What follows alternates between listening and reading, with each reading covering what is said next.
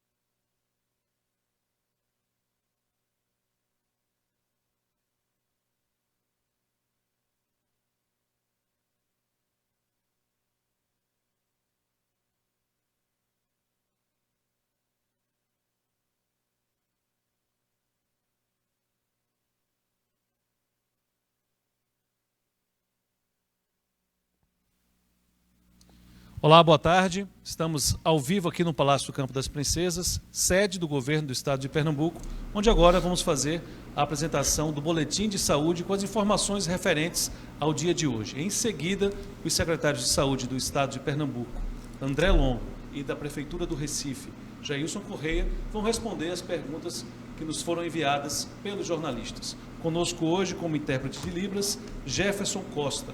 Agora eu passo a palavra para o secretário André Longo, que vai trazer as informações do boletim de saúde. Boa tarde, doutor André. Boa tarde, Evaristo. Boa tarde, Jefferson. Boa tarde, doutor Jailson. Os companheiros de bancada aqui. Boa tarde a todas. Boa tarde a todos.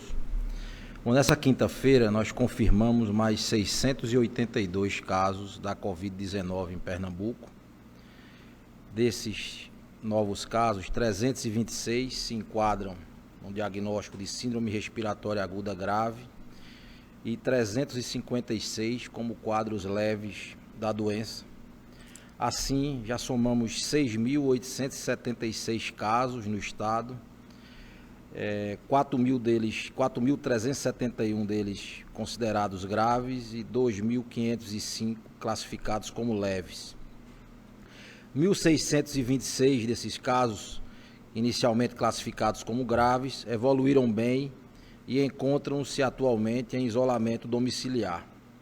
Além disso, 202 pacientes encontram-se internados em UTIs, já confirmados com diagnóstico de Covid, e 904 em leitos de enfermaria. Outros 1.074 pacientes, superamos a marca de 1.000 pacientes recuperados da doença. Hoje também foram confirmados, infelizmente, mais 27 novos óbitos, sendo 13 homens e 14 mulheres, e pacientes de 11 municípios do estado.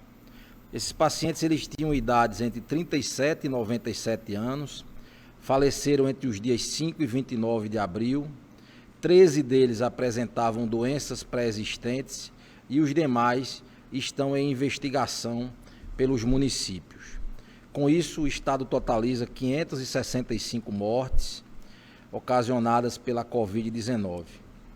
Com relação à testagem dos profissionais de saúde, que é um compromisso da Secretaria Estadual de Saúde aqui em Pernambuco, aqueles com sintomas de gripe, nós tivemos 1.820 casos confirmados e 1.185 casos descartados. Atingimos, portanto, a marca de mais de 3.000 resultados em profissionais de saúde. Gostaria de ressaltar também que ontem demos mais uma clara demonstração que o enfrentamento do coronavírus precisa ser feito de forma coordenada. O governador Paulo Câmara anunciou o reforço de recursos do Tesouro Estadual para complementar o custeio da manutenção de novos leitos de UTI abertos nos municípios. A partir de uma portaria que está sendo publicada no Diário Oficial do Estado, nós vamos incrementar em R$ 400 a diária para cada leito de UTI credenciado pelos municípios junto ao Ministério da Saúde para o enfrentamento do novo coronavírus. É um esforço adicional do governo de Pernambuco, reconhecendo as iniciativas dos municípios que têm procurado ajudar nesse esforço, em especial da alta complexidade que caracteriza os leitos de UTI, que não sempre são a vocação dos municípios, mas aqueles municípios que aceitaram o desafio, que tomaram iniciativas, é o caso do Recife, é o caso de Jaboatão, que agora apresenta novos leitos, é o caso de Petrolina, que também faz um esforço. Todos os municípios que fizerem esforços nesse sentido terão o reconhecimento do governo do estado no cofinanciamento das diárias de UTI para esses leitos adicionais. Hoje, comemoramos a marca de 400 leitos de UTI abertos apenas pelo governo do estado, com as várias frentes que nós fizemos dedicados ao novo coronavírus. Aqui não conto os leitos abertos pela Prefeitura do Recife, por exemplo, o doutor Jailson depois vai falar, mas que já somam mais de 90 leitos abertos em operação, em efetiva operação na Prefeitura da cidade do Recife. Hoje, também atingimos o número de internações efetivamente realizadas de mais de 100 ao dia, o que caracteriza um aumento. Ontem eu falei do número de 316%, nós estamos atingindo agora a marca de 400% de incremento no número de internações diárias. Esse número que já chegou, que era de 20 internações, desses pacientes com síndrome respiratória aguda grave, e hoje esse número já passa das 100 internações, 101 internações em média, chegando a ter pico de mais de 120 internações diárias. Por hora, esses pacientes estão sendo assistidos em serviços de saúde, quando da chegada nas nossas unidades de pronto atendimento. Alguns deles têm que aguardar por muitas horas, algumas vezes mais do que 24 horas, para que a gente possa disponibilizar um leito. Esses pacientes, então, contam com a estrutura de nossas unidades de pronto atendimento, que estão reforçadas para dar conta desse desafio, inclusive com respiradores. Mas, como disse ontem o Dr. Demétrios aqui, muito felizmente, nós estamos travando uma guerra silenciosa, mas uma guerra contra o vírus. E o esforço é de dotar o máximo de esforço o governo do estado, as prefeituras, para que a gente possa salvar todas as vidas possíveis nesse enfrentamento. Hoje, em mais uma iniciativa, agora em parceria com o Ministério Público e com o Porto Digital, estamos lançando o DAI Covid. O que é o DAI Covid? O DAI Covid é um aplicativo que identifica o fluxo de contaminação pela Covid-19, mapeando de forma automatizada como o vírus está passando de pessoa para pessoa, possibilitando a redução da propagação da infecção. Então, é um aplicativo que se baixa, tanto para Android quanto nos aplicativos iOS, e que você vai poder participar dessa iniciativa, sendo um agente também nesse processo, garantidas, obviamente, a privacidade dessa situação.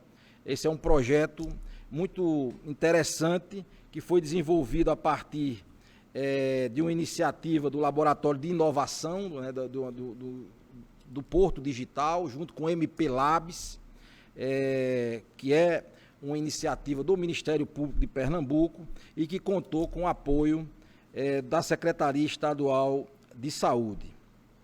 Também é preciso registrar que o governador Paulo Câmara, no dia de hoje, assinou o decreto estendendo a paralisação de uma série de atividades, ou seja, que já estavam restritas, prorrogando, por exemplo, a suspensão das aulas nos estabelecimentos de ensino, público e privado, e também a manutenção da suspensão de atividades comerciais. Esse decreto, ele ainda mantém restritas as atividades em parques e praias e nos calçadões das avenidas situadas nas faixas de beira-mar e beira-rio, e também estende por mais 10 dias a quarentena em Fernando de Noronha, para que a gente possa completar o processo de atividades necessárias para que a gente possa ter a erradicação da circulação do vírus naquela ilha. Então, o isolamento social é muito necessário por mais um tempo. Ele, sem dúvida nenhuma, vai reduzir perdas de vidas, perdas que são irrecuperáveis. O momento, como a gente tem dito aqui, dia após dia, ainda é crítico, é de muita gravidade. Todos têm que entender isso, todos devem fazer a sua parte. Todos nós temos buscado o horizonte do retorno à normalidade possível, mas isso precisa ser feito com segurança.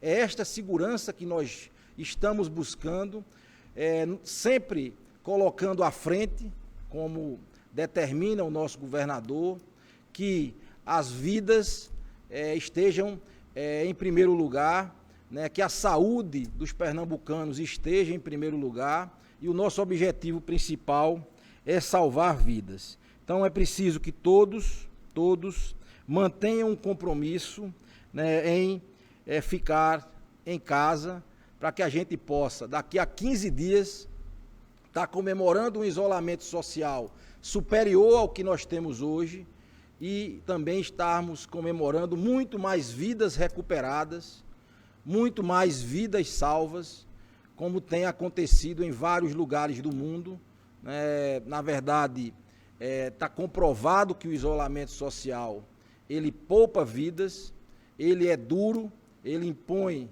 sacrifícios sociais, sacrifícios econômicos à nossa sociedade, mas ele é extremamente necessário nesse momento. Ainda gostaria de dizer que a partir de amanhã, o Atende em Casa, ele será expandido para outros municípios, a exemplo de Moreno, Ipojuca, Itapissuma, a Ilha de Itamaracá, Abreu e Lima, Igaraçu e Araçoiaba. Então estamos muito próximos de atingir mais da metade da população pernambucana com essa iniciativa, que é uma forma de proteger o nosso sistema de saúde, garantindo uma orientação adequada e uma assistência, nessa assistência inicial aos nossos pacientes que têm algum tipo de sintoma gripal. É mais um compromisso do governo de Pernambuco, compromisso conjunto com a Prefeitura da cidade do Recife, que é parceira nesse projeto, para que a gente possa levar essa ferramenta a todo o Estado. Doutor Jailson, para suas considerações iniciais.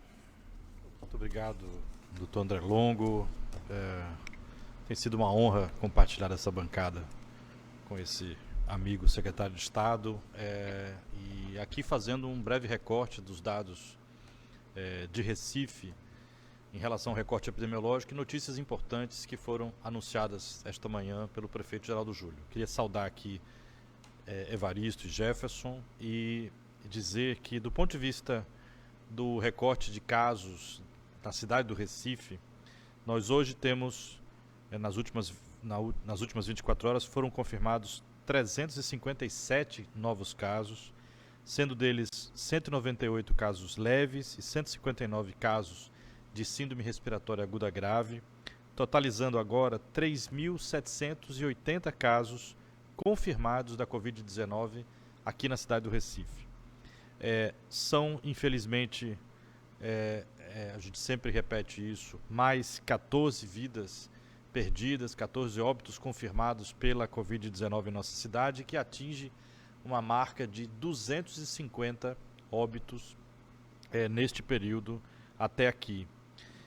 Por outro lado, 933 pacientes já se recuperaram, já terminaram o seu período de observação e podem hoje ser considerados recuperados da Covid-19 na cidade do Recife. Então, os jornalistas aqui interessados receberão também, podem ter acesso ao boletim informativo da cidade do Recife, que também esmiuça, explica mais detalhes esses números. Uma notícia muito importante de hoje, e que vem sendo discutida aqui através das perguntas dia após dia, do interesse do conhecimento público, em relação ao desafio de mobilização de recursos humanos para esse enfrentamento. Então, um enfrentamento que exige medidas de estruturação, de obra, de compra de equipamentos de proteção individual, monitores, respiradores, mas, sobretudo, também a necessidade de mobilização de recursos humanos. Então, o prefeito Geraldo Júlio, esta manhã, anunciou mais 802 profissionais do esforço de mobilização da Prefeitura do Recife, da última semana para cá. Então, esses 802 profissionais se somam a outros já anunciados, então totalizando 2.148 profissionais mobilizados para o enfrentamento da Covid-19 nesses últimos dias, nessas últimas poucas semanas. Então, um dado muito importante, considerando a fundamental, a essencial participação de profissionais de saúde, seja para substituir em parte aqueles que porventura estejam sendo afastados por doença, para cumprir seu tempo de isolamento social, caso não é confirmado, de acordo com o protocolo de testagem do Estado, né? Esses profissionais têm sido testados, as coletas são feitas, por exemplo, em grande parte também no município do Recife. Então, esse esforço todo, seja em substituição, seja também em adição, para que a gente possa dar conta dos novos serviços. Já são 6 hospitais de campanha inaugurados pelo prefeito Geraldo Júlio, só aqui na cidade do Recife, de um total de 7 hospitais de campanha previstos pela prefeitura para viabilizar todos os leitos que estão estruturalmente prontos e aqueles que ainda serão anunciados aqui. Queria dizer, já que estou falando de leitos, que Recife conta hoje com 382 leitos em operação plena, né, de 947 já foram fisicamente estruturados, né, faltando aí para alguns deles o reforço de equipamentos como respiradores. No caso, 947 são leitos totais, incluindo aí, na nossa meta, 233 leitos de UTI, 714 de enfermaria, mas no momento a gente já conta com 91 leitos de UTI disponíveis e 291 leitos de enfermaria. Enfermaria que são leitos muito importantes também, porque podem, por exemplo, fazer aquela suplementação de oxigênio. Muitos pacientes precisam disso, tem quadros moderados que não precisam de uma intubação, de um respirador, mas podem ser tratados na enfermaria. Esses são os dados da cidade do Recife atualmente. Eu queria publicamente, para viabilizar o custeio desses leitos todos, especialmente dos leitos de UTI, publicamente aqui em nome da cidade do Recife, em nome dos municípios, agradecer o gesto e a portaria que o secretário André Longo acaba de reforçar o anúncio, né? A portaria do governador, o decreto do governador Paulo Câmara, que institui, aliás, portaria da Secretaria Estadual de Saúde, anunciada pelo governador Paulo Câmara, que institui a complementação do custeio desses leitos. Isso vai ser fundamental para ajudar os municípios, no caso do Recife não é diferente, a custear esses leitos de UTI. Queria aqui falar do aplicativo Atende em Casa. A gente tem insistido e agradecido pela divulgação que a imprensa tem feito do aplicativo. Só em Recife já são mais de 24.500 pessoas inscritas que já se inscreveram, já puderam ter ali o retorno das orientações a partir do aplicativo. Mais de 8.500 pessoas receberam a teleorientação, conseguiram falar com um profissional de saúde por videochamada ou por ligação telefônica, para que se possa então falar sobre sua situação de saúde. E mais de quase 2.500 pacientes foram encaminhados para os hospitais ou as policlínicas, para um local de atendimento, para uma avaliação clínica presencial, de maneira também muito importante. Nós já vacinamos mais de 310 mil pessoas aqui na cidade do Recife, fizemos mais de 12 mil visitas dos agentes de saúde de endemias, de controle de endemias, saúde ambiental e controle de endemias, para fazer a aplicação do desinfetante químico. Então, números aí atualizados da Prefeitura do Recife. Queria, obviamente, sempre que possível, né, repetir aqui o necessário recado. Hoje, esses números que a gente fala aqui seriam seguramente muitas vezes piores do ponto de vista de número de casos, sobretudo número de internações e número de mortes, se não fossem as medidas de isolamento social. Por mais distantes do ideal que estejamos, as medidas de isolamento social têm sim contribuído para a redução da transmissão do vírus e, por consequência, da redução das mortes por Covid-19 em nosso meio. É fundamental que nós não relaxemos as medidas agora, para que daqui a 15 dias a gente não veja, por exemplo, um aumento ainda maior do número de casos. Então é fundamental manter a coerência dessas medidas, a adesão a essas medidas, e lembrando sempre, né, que essa é uma daquelas condições onde há uma aparente incongruência, né? Nós temos, quanto mais o isolamento funciona, menos ele parece ser necessário. Então, todas as localidades do mundo, o Brasil não é diferente, que experimentaram o relaxamento, né? Em algum momento, os gestores locais, talvez sofrendo pressões, decidiram incentivar a sua população a relaxar medidas de isolamento social. Invariavelmente, todas as localidades se arrependeram, tiveram que fazer medidas de isolamento social ainda mais duras, porque tiveram aí uma explosão do número de casos. E é por isso que a gente vem aqui repetir, né, fazer coro aos apelos do Dr. André Longo para ficar em casa. Muito bem, então vamos às perguntas que foram enviadas pelos jornalistas. A primeira de hoje é do Carlos Madeiro, do UOL. Quais meios que estão sendo usados para ventilar pacientes que precisam de UTI, mas estão em fila de espera? Divisão de respiradores e salas cirúrgicas estão sendo usadas provisoriamente para isso, como sugere o Comitê Científico do Nordeste? Bom, nossa estrutura de atenção hospitalar, ela é muito robusta, né? A gente passa por uma situação muito difícil, os serviços estão extremamente sobrecarregados, mas nós temos a capacidade de reter pacientes com assistência, inclusive com respiradores, né, com suporte de O2 e suporte de ventilação mecânica em nossas UPAs, em nossas salas vermelhas, num contingente bastante expressivo. Para se ter uma ideia, só em salas vermelhas nós temos mais de 100 respiradores à disposição. Em UPAs, nós temos seguramente mais de 90 respiradores à disposição, fora aqueles que estão em policlínicas, em hospitais regionais.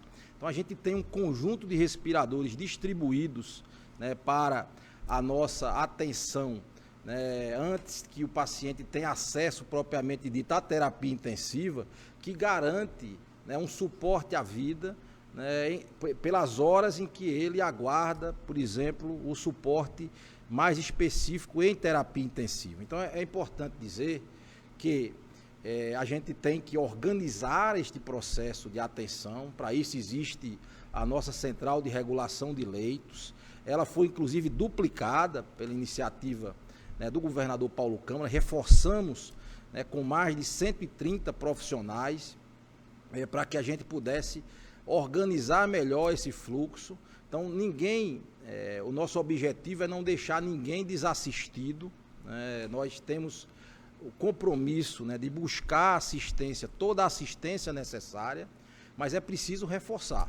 Se todo mundo adoecer ao mesmo tempo, se todo mundo procurar a nossa rede assistencial ao mesmo tempo, nenhum sistema de saúde no mundo, né, dará conta de atender todo mundo ao mesmo tempo, no mesmo momento, e garantirá leitos de terapia intensiva ou leitos de enfermaria para todos.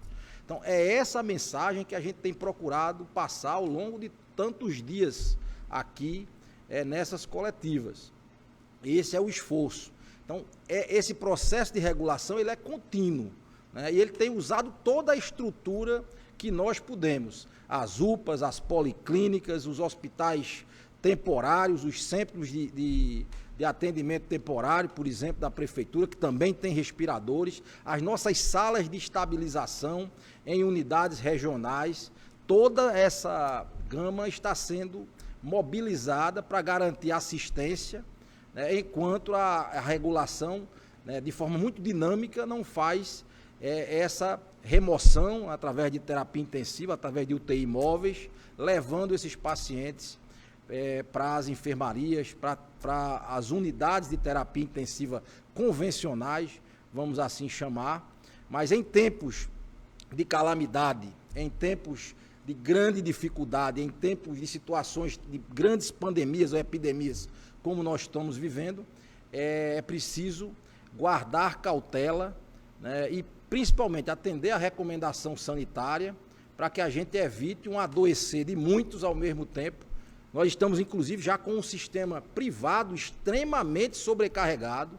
Nós temos as últimas informações apontam que algumas unidades hospitalares privadas já atingiram também, né, os 100% de sua capacidade, estão, inclusive, ampliando sua capacidade da mesma forma que o Estado está fazendo todos os dias, né, para você ter uma ideia da situação que também se acentua fortemente no sistema privado. Então é preciso que também as pessoas, aquelas que acham que vão ter uma disponibilidade de leitos sempre que precisarem, não é verdade. Mesmo que as pessoas que têm plano de saúde também estão hoje, né, sob risco. É preciso que todos ajudem nesse processo, né, porque em algum momento todos podem ter que esperar mais do que deveriam para ter acesso a um leito mais qualificado de terapia intensiva, por exemplo.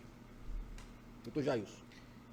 Apenas uma complementação, acho que é fala muito feliz, doutor André, e dizer de uma parte da rede de atenção, às vezes pouco visível, mas também muito importante, que conta com respiradores ventiladores pulmonares, que é o Serviço de Atendimento Móvel, o SAMU, né, que aqui na cidade, na região metropolitana, é coordenado a partir da cidade do Recife, o SAMU 92, que conta com equipes de atendimento e equipes, inclusive, com ambulâncias chamadas unidades avançada de salvamento, as chamadas USAs, que têm respiradores dentro das ambulâncias, que fazem, que compõem, de certa maneira, essa rede de maneira importante. Né, queria aqui fazer essa ponte entre um agravamento que se dá numa policlínica da prefeitura, numa UPA, por exemplo, a necessidade de se colocar num respirador artificial nessa unidade. Nós também temos salas de estabilização nas policlínicas e nas unidades, digamos, de porta aberta das emergências da Prefeitura do Recife, e a partir daquela estabilização, o SAMU ou outras, as próprias ambulâncias, que são ambulâncias UTI, chamadas assim, para simplificar, também fazem esse transporte. Então, é preciso garantir que toda essa rede possa dar conta do tamanho do desafio, e há vários riscos de gargalo toda vez que a gente fala disso, e aqui com muita clareza, doutor André colocando também a situação no setor privado, mas há riscos de gargalo em vários níveis. Já expandimos a nossa ativação de ambulâncias ao mesmo tempo. Então, o SAMU trabalha com um conjunto importante de ambulâncias tipo UTI, que está ativada já no seu máximo para garantir a possibilidade de dar conta a um número crescente de chamados, né, pelas pessoas no atendimento clínico, muitas vezes, ou pelas unidades de saúde, numa necessidade de remoção de um paciente grave. Então, é fundamental que nós estejamos atentos a tudo isso e, portanto, todos participarem do movimento de ficar em casa, diminuir o contato, portanto, aumentar o isolamento social. Vamos seguir agora com a pergunta de Marina Meirelles, do G1. E a pergunta dela é a seguinte: nas UPAs do Estado, profissionais de saúde relatam falta de estrutura para receber pacientes com sintomas da Covid-19. Há pessoas que foram a óbito devido à superlotação e à falta de equipamentos disponíveis nesses locais. O problema piora com a baixa no quadro de funcionários, causada pelo afastamento de profissionais doentes.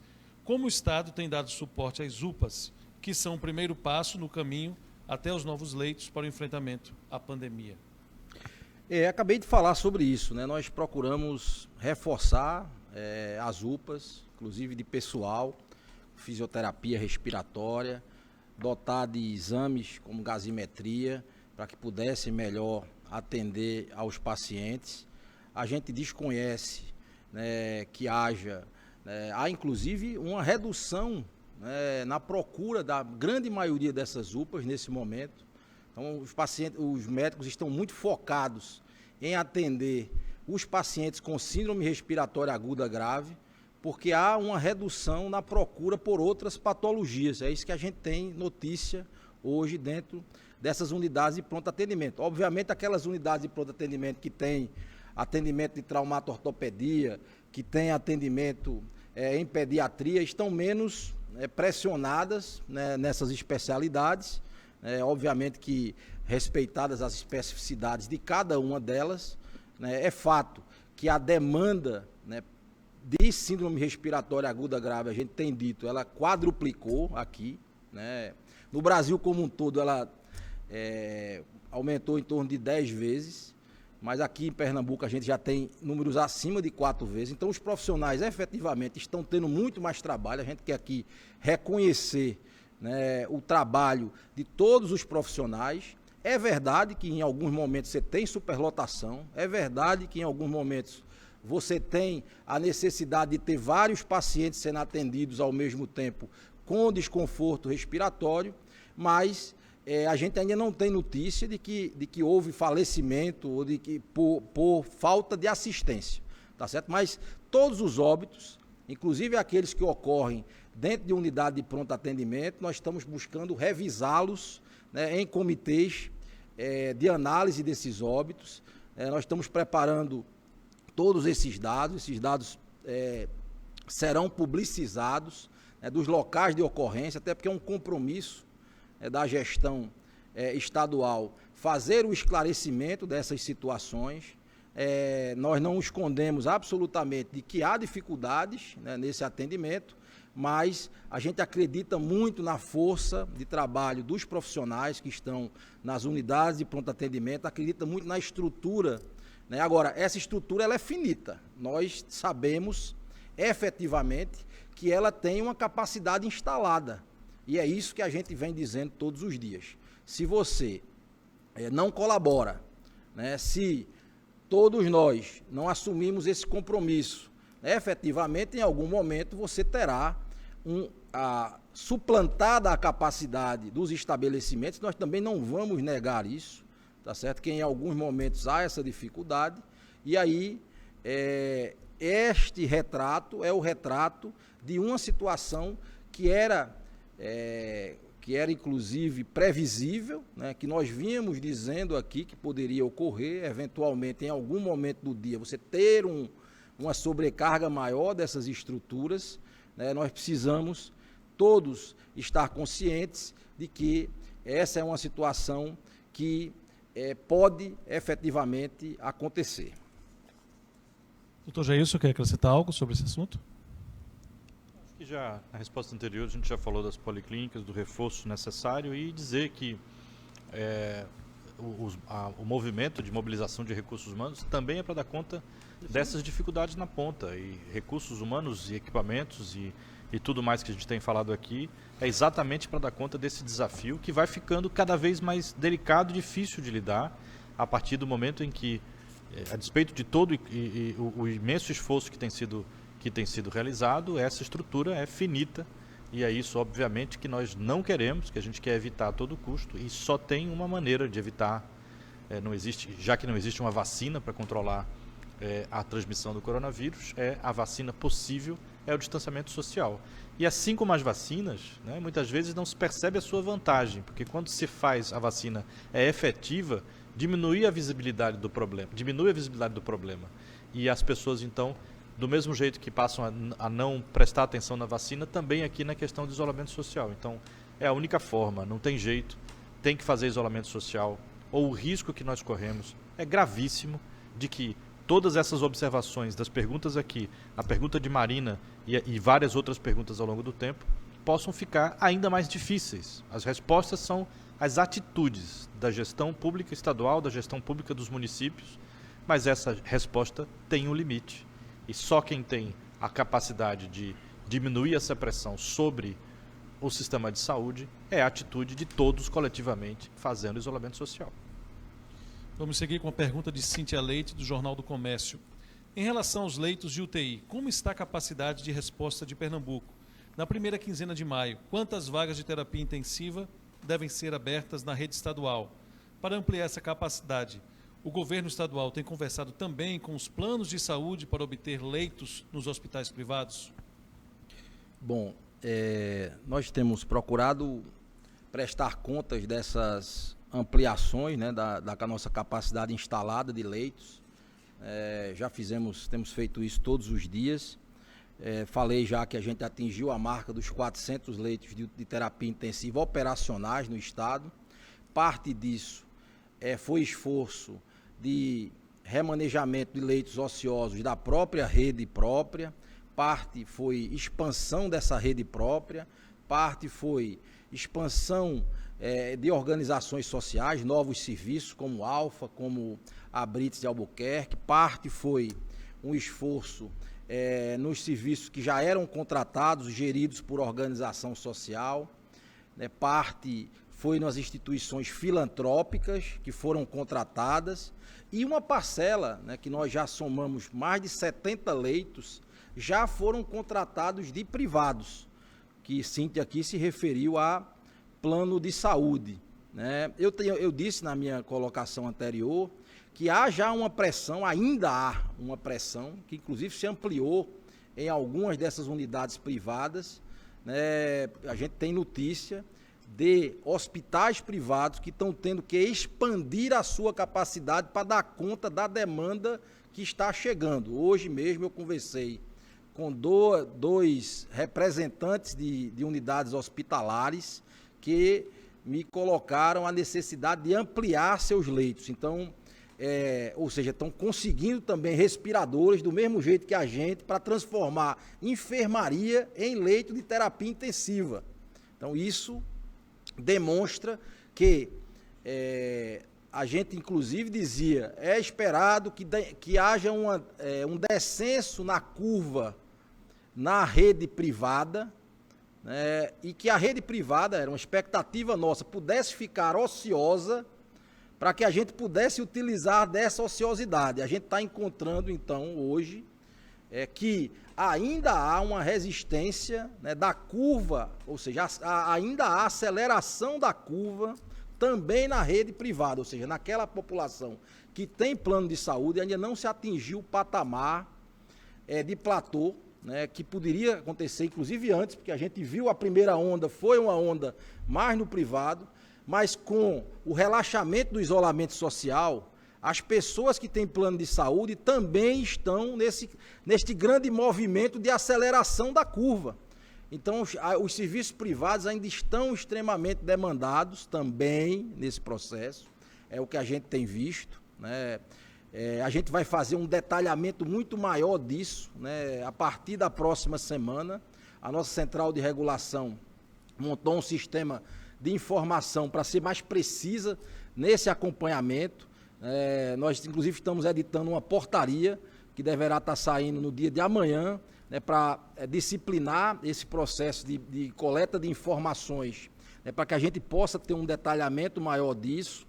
Mas nós queremos sim usar toda a ociosidade possível, né, nesses leitos privados, mas é preciso dizer que nesse momento as informações são de que há também uma sobrecarga muito forte daqueles usuários de plano de saúde sobre os hospitais privados, que não têm se negado a contratualizar com o Estado. Tanto que eu já falei aqui que nós já temos mais de 70 leitos hoje contratualizados, inclusive também no interior do Estado, não só aqui na capital, mas no interior do Estado, para que a gente possa utilizar esses leitos para os pacientes do Sistema Único de Saúde.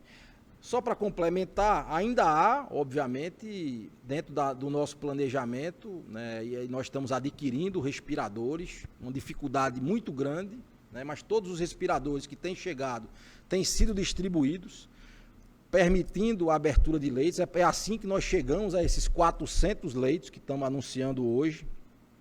Mas ainda há uma perspectiva de abertura de mais leitos no Hospital Alfa, de mais leitos na Brits de Albuquerque, de mais leitos no Hospital Oswaldo Cruz. Vamos falar aqui, eu estou falando de pelo menos 50 leitos no Alfa, de UTI, eu estou falando de UTI, pelo menos mais 20 leitos de UTI na Brits de Albuquerque, pelo menos mais 20 leitos de UTI no Hospital Universitário Oswaldo Cruz, só para ficar nas grandes operações, fora outras operações menores que poderão ser viabilizadas em escala até maior, e aí eu não estou nem me referindo ao interior, porque o interior vai ter mais 450 leitos, pelo menos, entre leitos de UTI e leitos de enfermaria. Mas uma parte expressiva disso depende da chegada de respiradores que foram adquiridos, alguns em compras nacionais, outros em compras internacionais, que a gente está fazendo um grande esforço para ver se eles chegam, né, o mais rápido possível para viabilizar a abertura desses leitos aqui no nosso estado. Vamos seguir com a pergunta da Rádio Jornal. Em todo o Brasil, o número de internações por síndromes respiratórias aumentaram quase 10 vezes este ano, em relação aos primeiros meses de 2019. Como se comportam esses números em Pernambuco? E se houver aumento, eles podem ser indicativo de subnotificações? Não, veja, nós temos boa notificação de síndrome respiratória aguda grave, está todo mundo atento esse ano para essa questão, pela ampla divulgação, pela ampla representatividade de informação que chega sobre a pandemia e sobre os critérios diagnóstico de síndrome respiratória aguda grave. Repito, é um diagnóstico que só cabe ao profissional médico que está na ponta. Nós respeitamos muito a sua autonomia como profissional, Para se ter uma ideia, eu estava falando agora que praticamente quadruplicou o número, eu vou passar aqui a informar exatamente.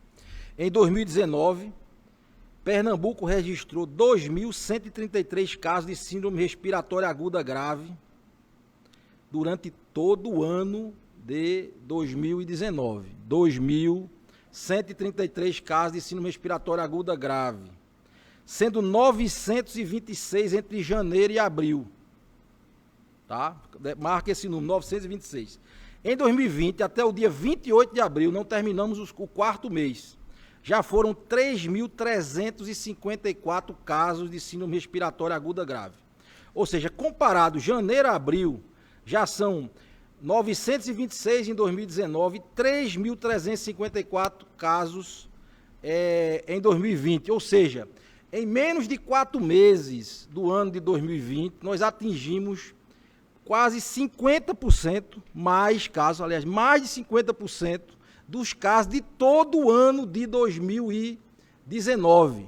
Então, para vocês entenderem o tamanho do impacto desta doença no sistema de saúde e a necessidade de todo mundo colaborar para não virar mais um caso de síndrome respiratória aguda grave nas nossas unidades de pronto atendimento, nas nossas policlínicas e ter que se submeter a o tempo de espera para ser atendido. Então, é uma situação que, é por isto mesmo, que ela é uma situação de calamidade, porque é um conjunto muito expressivo de casos acontecendo ao mesmo tempo. Se a gente reduzir que janeiro e fevereiro praticamente não tinha, a concentração, doutor Jailson, desses casos é fundamentalmente em março, a partir da metade de março para abril, ou seja, em 45 dias, nós tivemos praticamente 50% mais do que todo o ano de 2019, distribuído em todo o ano de 2019, ou seja, em 45 dias, talvez assim as pessoas consigam entender o tamanho do desafio que está colocado para o sistema de saúde, público e privado. Quer dizer, em 45 dias, nós tivemos praticamente 3.300 casos de CIRAG, enquanto em todo o ano de 2019 nós tivemos 2.133 casos. Nenhum sistema de saúde no mundo tem capacidade de atender tantos casos de síndrome respiratória aguda grave ao mesmo tempo. Então é um desafio, né, muito grande, isso. E aí eu quero dizer, viu, que muitos desses casos ainda não entraram na notificação, né? Porque aqui a gente ainda está falando de um período, né, e até que chegue no sistema de informação, né, esse número, ele certamente é maior, né, para que a gente possa destacar, né, esse número.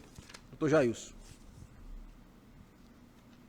Eu só queria talvez voltar à pergunta anterior de Cíntia Leite para complementar, dizendo que Recife também tem expectativa de ativar, né, colocar em funcionamento leitos que já foram entregues nos 6 hospitais de campanha, e tem também, nessa primeira quinzena de maio, temos dito aqui como vai ser difícil o mês de maio, e, portanto, o esforço contínuo de abertura de leitos prosseguirá ao longo desses próximos dias, aí, coincidindo com a primeira quinzena de maio. E acho que quando se analisa, né, é importante que a gente possa fazer análise comparativa, e a síndrome respiratória aguda grave é um importante indicador, importantíssimo indicador do quão diferente é o momento em que vivemos, né? Às vezes falar de um número, de um caso confirmado, é claro que é muito importante, ilustrativo, né? Mas também é importante dizer aquilo que está acontecendo, para quem não conhece, para que as pessoas que estão nos assistindo, ou que estão em casa, ou que estão talvez relaxando medidas de isolamento social, mas não estão frequentando unidades de saúde, a pressão sobre as unidades de saúde, nas UPAs, nas policlínicas, é muito grande no momento, né? Ninguém tem negado isso aqui, a despeito de todo o esforço que existe para ampliar essa questão das redes. As policlínicas do Recife, onde fizemos hospitais de campanha, ao lado da policlínica, e tem uma porta de entrada para sintomáticos de Covid-19, outra porta de entrada para demais problemas de saúde, a gente vê que os leitos que ali são criados rapidamente têm sido ocupados, né? Nossas policlínicas estão também como as UPAs, sob pressão. Então é importante que essa avaliação daquilo que seria o comportamento normal da síndrome respiratória aguda grave, como em 2019, por exemplo, nós estamos vivendo um momento muito difícil, ímpar, e é por isso que o mundo inteiro está mobilizado, e é por isso que a gente sempre reforça e bate na mesma tecla, porque assim é a única forma da gente diminuir as consequências nefastas dessa gravíssima doença, né, na nossa população. A pergunta agora é da Carol Matos, da TV Asa Branca. Caruaru chegou a 49 casos confirmados pelo município, mas no boletim do estado permanece com 21. Há 6 dias, Santa Cruz do Capibaribe confirmou 5 casos, mas tem apenas 3 no boletim da Secretaria de Saúde. Por que há tanta disparidade nos dados das secretarias do estado e dos municípios? Alguma medida para dar mais celeridade nas confirmações pela Secretaria Estadual de Saúde, principalmente nos casos registrados no interior? Essa diferença ela está pautada em casos leves, que nós passamos a divulgar numa outra forma. Tá no boletim isso. Quando a gente passou a notificar através do sistema SUS, foi uma mudança que partiu do Ministério da Saúde, nós passamos a divulgar os casos leves, separados, já estão disponíveis, tem um link no nosso boletim que aponta exatamente a distribuição dos casos leves. Só que a gente não fez uma tabela única no boletim, né? Ela está quando você acessar o nosso boletim, você vai ter lá o link, né, que permite o acesso e a distribuição. Então a contabilidade ela está a mesma, só que precisa somar os casos classificados como CIRAG com os casos leves que estão nessa outra tabela. É só uma questão de apresentação, mas não há uma diferença como está sendo apontado, né, pela TV Asa Branca aí, por Carol Matos. A pergunta agora é de Lara Cavalcante, da Rádio Petrolina FM. Petrolina tem hoje 30 casos confirmados. Nosso cenário está longe do que apresenta a capital. Nosso isolamento tem que seguir as medidas do Estado ou cada município poderia ou pode adequar à realidade local? Qual a orientação para isso?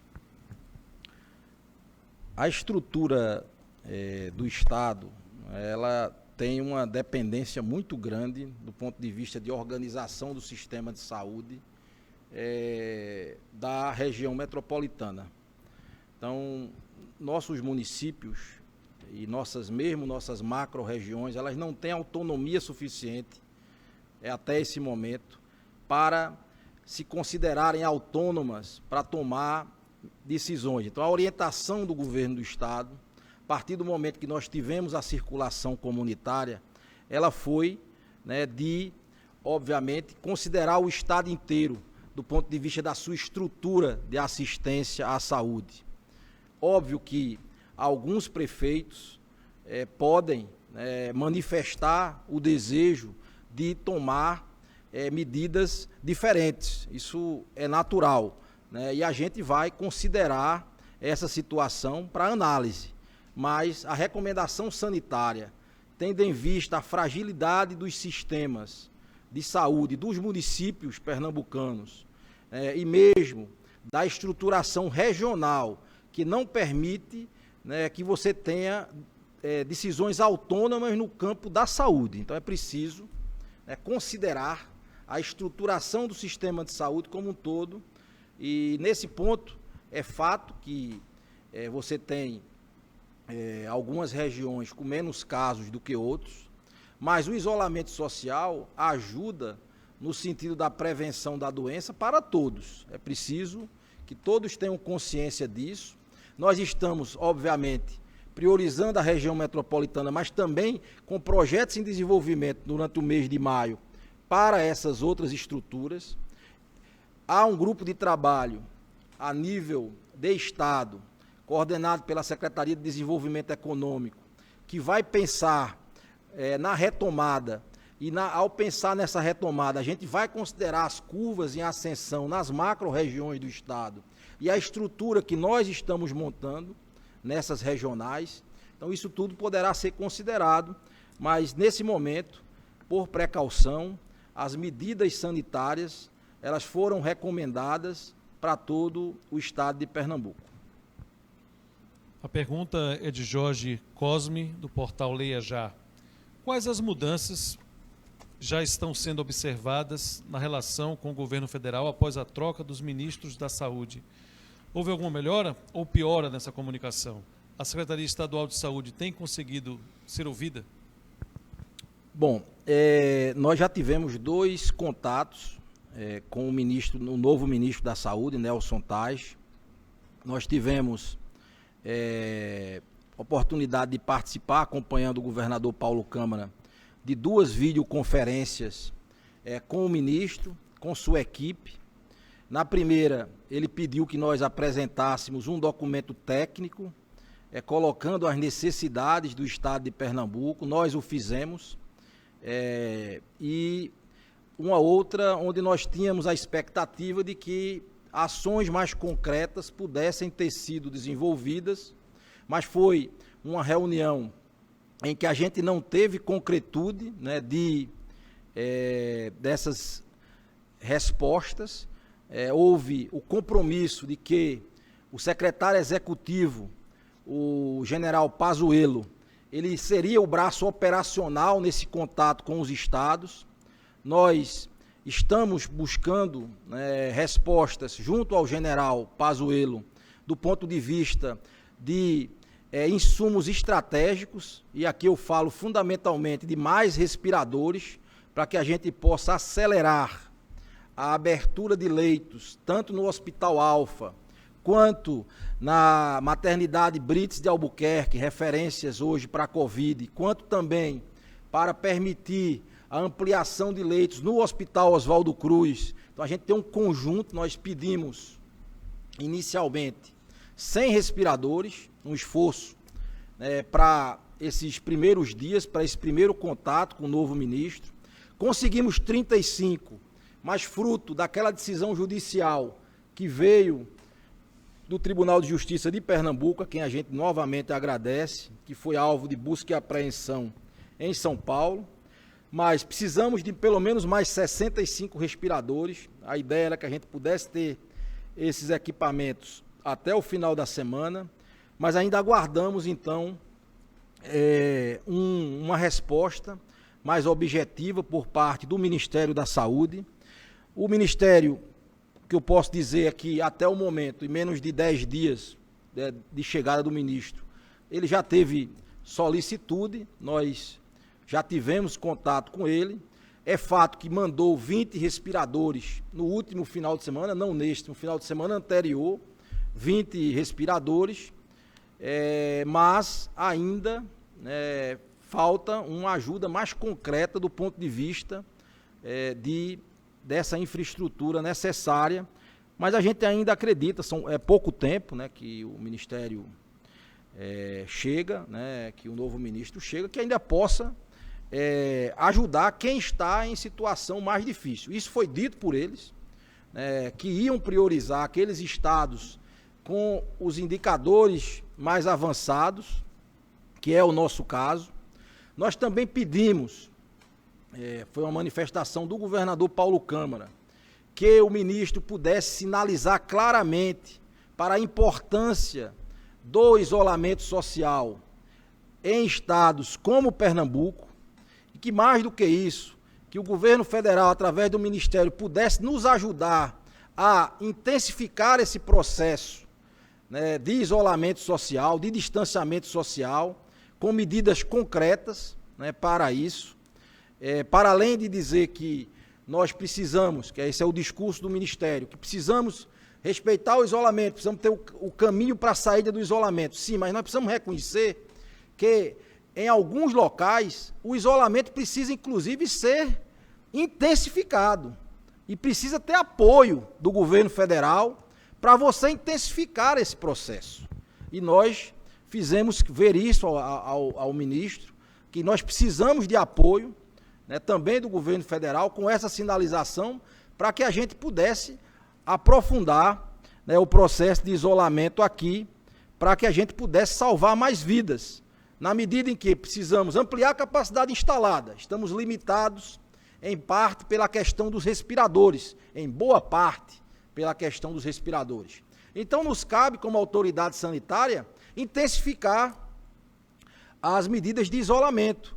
Para isso, nós sempre temos dito aqui, nós estamos chegando ao limite da nossa capacidade, né, como Estado, como municípios, precisamos de apoio também do governo federal, para que a gente possa efetivar um maior controle. É muito complicado você fazer um lockdown ou uma quarentena absoluta sem o apoio do governo federal, com uma voz dissonante em relação a esta iniciativa como parte da presidência da República. Então é preciso que tecnicamente o governo reconheça a necessidade de estados como Pernambuco, como Ceará, como Rio de Janeiro, como São Paulo, que tenham uma situação mais crítica, que possa inclusive vir apoio logístico, apoio das forças de segurança nacional, para que a gente possa desenhar como seria esse lockdown em conjunto, Estado, municípios, Estado e governo federal. E, obviamente, que isso seria pensado muito mais para a região metropolitana nesse momento, onde há um conjunto, né, de dificuldades maiores nesse momento. Tu, Jair, quer complementar alguma coisa? Tu, Jair, fica à vontade. Rapidamente, só dizer que toda descontinuidade, troca de equipe, como um momento como esse, daí, quando ocorreu a troca de ministros, nós manifestamos aqui publicamente nossa preocupação, porque, né, poucos dias que sejam, já se vai mais de uma semana aí, ainda assim a troca e a descontinuidade no momento onde é exigida uma aceleração máxima da capacidade de resposta de todos os envolvidos, obviamente que tem aí manifestado já algumas consequências. Nós continuamos atentos, né, e há algumas trocas ou algumas definições das equipes, porque obviamente o ministro não trabalha sozinho, a estrutura do Ministério da Saúde é uma estrutura muito grande, que tem que atender todas as necessidades do país. Então, estamos também esperando ansiosamente por definições de alguns membros da equipe, especialmente a Secretaria de Vigilância em Saúde, porque ela tem um símbolo e uma importância fundamental na estruturação, no apoio técnico e na estruturação de todas as medidas que dizem respeito ao enfrentamento à pandemia. Ela é um pilar fundamental de todas as ações e ainda não houve ali uma definição. Estamos ansiosamente esperando por isso. Pergunta agora enviada pela redação da TV Globo. O governo tem como pedir ajuda das prefeituras para disponibilizar apoio de agentes de trânsito e das secretarias de controle urbano no controle de aglomerações nas ruas, incluindo as filas dos bancos e lotéricas, e pedir apoio também do Exército? É isso, eu acho que já falei um pouco sobre isso agora, né? Óbvio que nós temos conversado com os municípios, né, na perspectiva de que intervenções possam ser tomadas no sentido de melhorar o controle, né, de eventuais aglomerações. A gente tem acompanhado todos os dias essa questão da Caixa Econômica. Há algumas iniciativas bastante interessantes que a gente tem visto em alguns municípios, buscando fazer esse controle dessa situação. O PROCON também tem procurado atuar nesse sentido, né? A Caixa Econômica precisa também ampliar sua capacidade, né, de resposta em relação a isso, né, para que a gente possa, todos juntos, e aí seria muito interessante que a gente pudesse sentar de forma tripartite na mesa, município, Estado, União, para organizar melhor essa situação, na medida em que sem dúvida nenhuma, um fator de propagação do vírus. Nesse momento, se a gente não contiver isso, você vai ter um rebatimento, né, na procura dos serviços de saúde por estas aglomerações que estão ocorrendo. Então, a gente é sabedor de uma série de iniciativas municipais, o próprio governo do Estado também tem procurado dialogar com a Caixa Econômica, né, para disponibilizar espaços, para ver se organiza melhor esse processo. Às vezes não há eco essas questões. Tivemos algumas, inclusive, autuações do próprio PROCON em agências da Caixa, porque a gente sabe que depende muito dessas, da iniciativa, por vezes, também dos gerentes, das organizações, dos bancos. Mas é isso. Nós precisamos de um esforço conjunto para ampliar esse distanciamento social, e a gente quer aqui registrar que os municípios, vários deles, também têm procurado se mobilizar nesse sentido de melhoria disso. Agora, de fato, a gente não tem observado na prática, né, na grande maioria dessas filas, uma organização maior que permita aquilo que a gente chama de distanciamento social, né? A gente tem visto ainda muita aglomeração. Se me permite, André, fazer uma complementação em relação a isso. Vejam bem, a Prefeitura do Recife, por exemplo, né, está no meio de uma operação de distribuição nessa semana de 126 mil cestas básicas em localidades como escolas, para as famílias das crianças que estariam nas escolas poderem ter ali cestas básicas distribuídas. E há todo um planejamento, um cuidado, uma formatação dessa distribuição para que não haja aglomeração. Nós estamos distribuindo quentinhas, né, diariamente para pessoas em situação de rua, nos restaurantes populares, com todo o planejamento, cuidado e atuação do Poder Público Municipal, responsável por essa ação, para que se possa ter a distribuição minimizando e evitando aglomeração. Aqui na saúde, nós vacinamos mais de 310 mil pessoas ao longo das últimas semanas, fazendo um esforço imenso de planejamento, organização, para evitar aglomeração. Então, nos parece que não houve um planejamento nacional dos órgãos responsáveis pela distribuição desse recurso, notadamente a questão da Caixa Econômica, por exemplo. Parece não ter havido um planejamento nacional. É o que nós temos observado para o Brasil inteiro, né, essa situação no Brasil inteiro.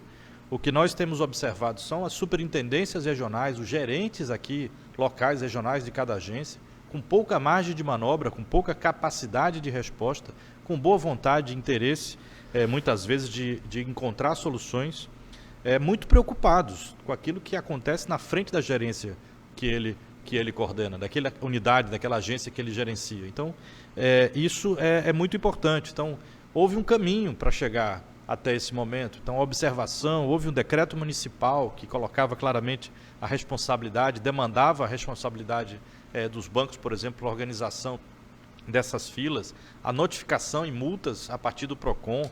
Todas essas medidas foram tomadas, mas com a persistência do problema e a sua gravidade, né, a Prefeitura do Recife, a partir de hoje, por exemplo, já inicia uma operação de agentes públicos também para apoiar, em parceria com a Superintendência Regional e as gerências locais da Caixa Econômica, uma ação de organização dessas filas. Então, nós esperamos que nos próximos dias, aqui em Recife, essa situação também possa ser minimizada.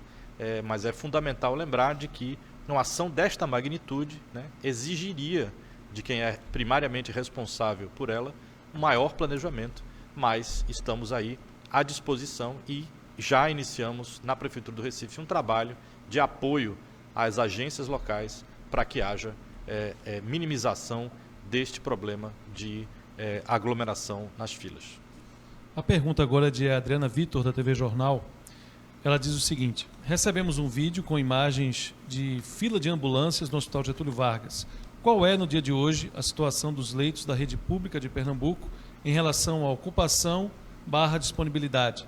Apesar do esforço empreendido e do aumento real do número de leitos, é possível afirmar que atingimos o tão temido colapso? De certa forma, o senhor já falou sobre isso, doutor André, mas quer acrescentar algo, reforçar algum ponto? Não, dizer só que esse vídeo, ele não é, infelizmente, um vídeo recente, né? É um vídeo já de semana anteriores. Na verdade, foi quando se implantou um serviço lá no Getúlio Vargas e tivemos que fazer uma remoção de pacientes para lá, né? Quando nós instalamos lá uma sala vermelha, né, para atenção à Covid-19.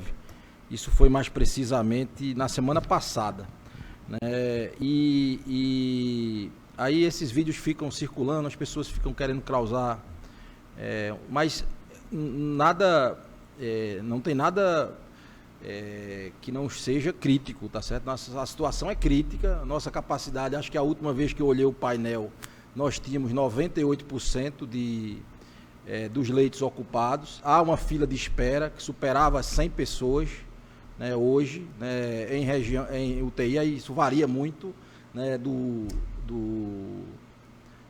da hora, né, que você está fazendo essa análise, né, então há realmente uma situação crítica, né, e que precisa, né, da atenção de todos nós. A gente não tem usado essa palavra colapso, porque, como eu disse, todos os dias são novos leitos, as pessoas estão se movimentando, estão esperando horas, é verdade, né, mas estão sendo assistidas, né, a gente não está tendo ninguém barrado na porta, como a gente tem visto em outros estados, as nossas unidades estão abertas, compromisso dos profissionais de saúde é salvar vidas, compromisso do governo do estado, compromisso das secretarias municipais de saúde. Então, a gente não admite colapso, porque a gente ainda quer salvar todas as vidas possíveis, esse é o nosso compromisso, e as nossas portas estão abertas para a população, e assim permanecerão, e todo o nosso esforço é salvar todas as vidas possíveis, todos os dias, aqui em Pernambuco. Essa é o nosso desejo, e essa é a nossa missão, e essa é a missão de todos os profissionais de saúde em nosso estado. Muito obrigado. A última pergunta aqui da Ice Falcão, ela pergunta: secretários, fala-se muito no pico da curva epidêmica. Gostaria que os senhores explicassem o que caracteriza de fato esse momento de pico e quanto tempo normalmente dura esse processo dentro de uma curva epidêmica. A questão das curvas epidêmicas. Bom, a curva, nós estamos em franca aceleração da curva epidêmica. Os números mostram isso. Nós temos tido estamos crescendo pelo menos a 10, 15%, né, ao dia em número de casos. Estamos duplicando esse número de casos a cada semana, o número de óbitos também. É de se esperar, por este crescimento e pelo que se viu em analogia em outros países, se a gente não for surpreendido por nenhuma condição diferente, pela atual configuração do isolamento social, que está aquém, ou seja, está menor do que poderia ser, porque todo o nosso desejo era de retardar ainda mais, é preciso deixar claro isso. Nós gostaríamos muito de retardar ainda mais a aceleração da curva epidêmica, mas ela está crescendo, né, de forma muito acentuada, e nesta forma você tem a contaminação de mais pessoas, o adoecimento ao mesmo tempo, a pressão sobre o sistema de saúde que a gente está vendo, né, nesse momento. Então isso, de certa forma, acelera a chegada no pico. Esse pico trará dias duríssimos, quanto antes ele vier. Então, há uma expectativa de que nos dias de maio a gente tenha a chegada a esse pico, dos primeiros 15 dias de maio, se continuarmos acelerando da forma como estamos acelerando, né, teremos, infelizmente, muitos casos, muitas perdas em vidas, muitas histórias que serão interrompidas aqui em Pernambuco, mas nós estaremos aqui firmes na luta para salvar vidas. O platô que tem se visto em outros países, em outras localidades que chegaram a esse platô, ele dura algumas semanas, 2 semanas, 3 semanas, e depois segue-se a desaceleração do número de casos. Isso pode ser mais ou menos, 15, 20 dias, 2, 3 semanas de platô, uma desaceleração que também também varia, mas a partir desse momento você tem uma desaceleração até que você possa chamar de controle, né, como aconteceu em outros países. Então, a nossa expectativa, eu diria que, infelizmente, é de atingir um pico mais precoce do que nós gostaríamos diante do cenário que nós temos visto aqui em Pernambuco. Doutor Jailson. Eu queria... acho que essa é uma pergunta muito pertinente e, voltando um pouco à pergunta anterior que falava da questão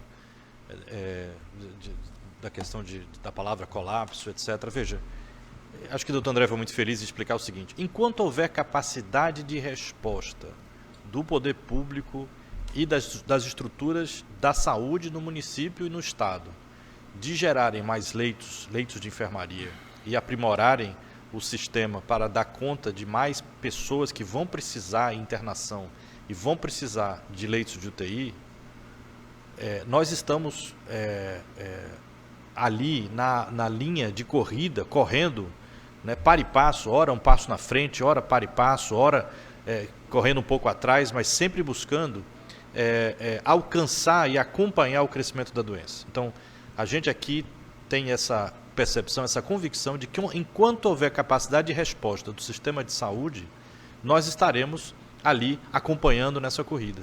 Mas essa capacidade de resposta, naturalmente, por maior que seja, ela é finita e ela é limitada.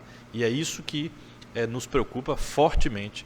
E para isso, se a gente for pensar em pico, às vezes, talvez aqui uma figura de imagem que possa ajudar a gente a compreender, imaginemos um grupo de pessoas, com crianças, com idosos, com familiares, com gente de todas as idades, gente de todos os tipos, enfim, precisando, tendo como uma única alternativa, ter que atravessar uma montanha.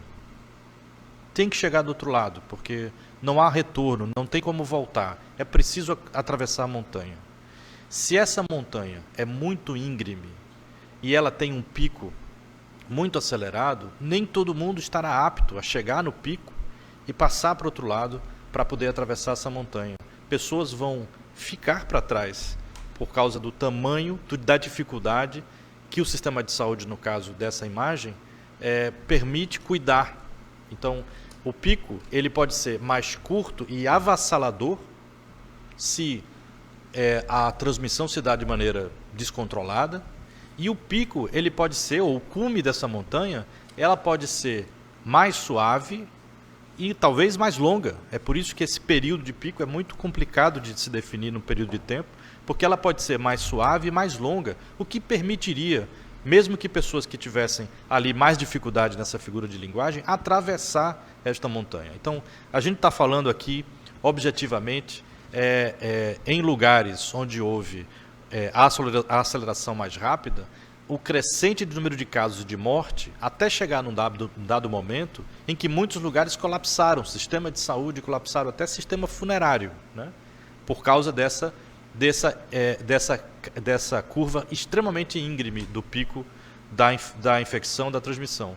E em outros lugares onde, mais suave, talvez até por um período mais de tempo, foi necessário segurar as medidas de isolamento social ao tempo em que mais pessoas chegaram do outro lado da montanha. Então, acho que basicamente, se ajudar na linguagem, na compreensão das pessoas do que a gente está falando, né, o tamanho do período de maior dificuldade, ele pode ser até mais estendido e não permitir que haja tamanha sobrecarga sobre o sistema de saúde, mas mais pessoas atravessarão a montanha. Por outro lado, pico pode ser extremamente agudo, avassalador e deixar muita gente para trás. Acho que essa é a figura de linguagem que pode ajudar a compreender tudo isso. Essa foi a última pergunta de hoje. Doutor André, o senhor gostaria de acrescentar algo? Doutor Jailson? Não, só reforçar a mensagem para as pessoas respeitarem as medidas de distanciamento social, de isolamento, de higiene, de etiqueta respiratória, buscar os serviços de saúde quando tiverem sintomas, para aqueles sintomas de alerta que a gente tem procurado dizer aqui, né, e ficar em casa sempre que possível, para que a gente possa ter um menor nível de adoecimento ao mesmo tempo aqui em nosso estado. Ok. Muitíssimo obrigado. Uma boa noite.